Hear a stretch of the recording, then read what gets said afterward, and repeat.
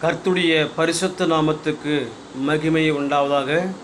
உங்களோடு பகிர்ந்து கொள்ளும்படியாக மத்தேயு 6ஆம் அதிகாரம் 1 வசனம்.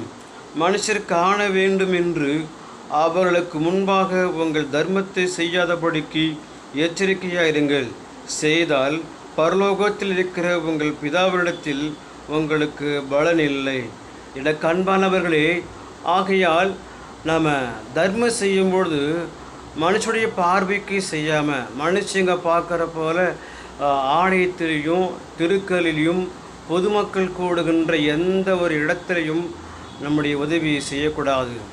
நம்முடைய வலது கை கொடுக்கறது கூட நம்முடைய இடது கைக்கே தெரியக்கூடாது.